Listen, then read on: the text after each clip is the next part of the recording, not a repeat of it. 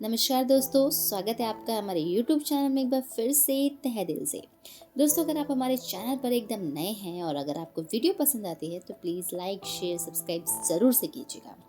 दोस्तों, आप लोग जैसा कि जानते हैं कि हम वीडियोस जो बनाते हैं वो लॉ की बनाते हैं। तो लॉ की हम कुछ ऐसी वीडियोस लेकर आते हैं आप लोगों के सामने जो किताबी भाषा से बिल्कुल अलग होती है और आपको समझाने में भी बहुत आसानी से समझ आ सके। तो हम ऐसी वीडियोस आपके लिए बनाते हैं और लॉ को एक अच्छे तरीके से समझाने की कोशिश करते हैं ताकि आपके दिमाग में अच्छे से बैठ जाए एग्जाम्पल के माध्यम से। तो दोस्तों, आज हम लेकर आए हैं नए लॉ के यानी कि इंडियन जस्टिस कोड के बारे में, जो कि इंडियन पेनल कोड को बदल दिया गया है। तो आप लोग सब जानते हैं, इसका मैं फर्स्ट पार्ट ऑलरेडी बना चुकी हूँ, ऊपर आई बटन में आपको मिल जाएगा। और आज मैं आपको बताऊंगी क्लॉज 2 के पार्ट 1 के बारे में। तो इसमें है इंडियन जस्टिस कोड के सेकंड क्लॉज में इस संहिता के आने वाले शब्दों को परिभाषित किया है। तो पहला है एक्ट यानी कि कार्य शब्द जब भी संहिता में कहीं पर भी उपयोग किया जाएगा तो इसका मतलब केवल एक कार्य नहीं होगा बल्कि कार्यों की श्रृंखला मानी जाएगी। जैसा कि ए व्यक्ति बी व्यक्ति की पिटाई करने का कार्य करता है, तो यहाँ पर पिटाई करने का कार्य पिटाई की एक श्रृंखला है, ना कि केवल एक पिटाई। दूसरा है एनिमल यानी कि जीव जंतु से अभिप्राय है ह्यूमन मानव को छोड़कर सभी जीव प्राणी आते हैं। तीसरा है चाइल्ड बालक से अभिप्राय है 18 वर्ष से कम आयु के सभी मानव हैं, अर्थात कानून की नजर में 18 वर्ष से कम आयु के सभी व्यक्ति बालक हैं। चौथा है कूटकरण यानी कि नकल करना। अगर कोई व्यक्ति किसी को धोखा देने के लिए किसी चीज की नकल करता है या नकल करने का प्रयास करता है तो इसे कूटकरण यानी कि काउंटरफिट माना जाएगा। जैसे कि जाली नोट छापना या किसी ब्रांडेड प्रोडक्ट की नकल तैयार करना आदि। पॉइंट टू बी नोटेड कि ये जरूरी नहीं है कि नकल एकदम हूबहू की जाए यानी कि एग्जैक्टली सेम हो, यह भी जरूरी नहीं है। जैसे कि किसी ब्रांडेड प्रोडक्ट के नाम से केवल कुछ लेटर्स के फेरबदल को भी नकल करना माना जाएगा। पांचवा पॉइंट है न्यायालय यानी कि कोर्ट।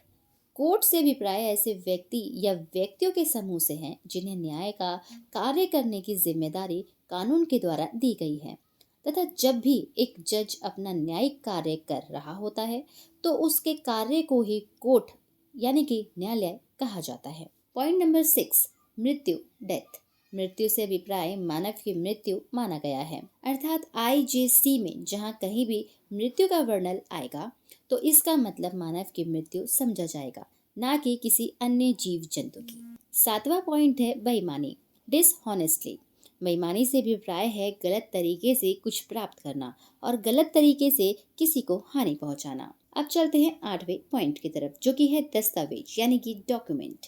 दस्तावेज से अभिप्राय है किसी वस्तु के द्वारा किसी अन्य वस्तु पर लिखे गए शब्द, अंक या चिन्ह हैं जिन्हें सबूत के तौर पर कोर्ट में पेश किया जा सकता है। इसमें इलेक्ट्रॉनिक और डिजिटल रिकॉर्ड्स भी शामिल हैं, जैसे कि बैंक का चेक, पावर ऑफ अटॉर्नी, किन्हीं दो लोगों के बीच हुआ कॉन्ट्रैक्ट आदि सबूत के उदाहरण हैं। 9वां पॉइंट है कपटपूर्वक यानी कि फ्रॉडेंटली। कपटपूर्वक से अभिप्राय कपटपूर्वक किए गए कार्य से है यानी कि फ्रॉड तरीके से किए गए कार्य से है। लास्ट पॉइंट है 10वां, जो कि है लिंग यानी कि जेंडर। इंडियन जस्टिस कोड में जहाँ कहीं भी वह यानी कि ही शब्द आएगा तो इसका मतलब है स्त्री, पुरुष और ट्रांसजेंडर तीनों माना जाएगा, अर्थात वह का मतलब केवल पुरुष नहीं समझा जाएगा।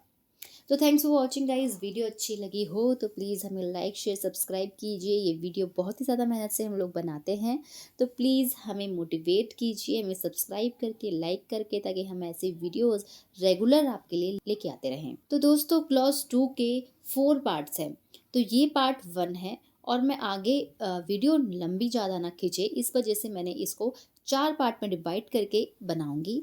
तो ये था फर्स्ट पार्ट जिसमें कि आप समझ चुके होंगे कि शब्दों को परिभाषित किया गया है। तो दोस्तों, आपको वीडियो अच्छी लगी होगी, समझ में आई होगी। अगर आपको कोई भी पॉइंट समझ नहीं आता है तो आप हमें कमेंट सेक्शन में कमेंट करके पूछ सकते हैं। थैंक्स फॉर वॉचिंग गाइस, मिलते हैं नेक्स्ट वीडियो में। जय हिंद, जय भारत।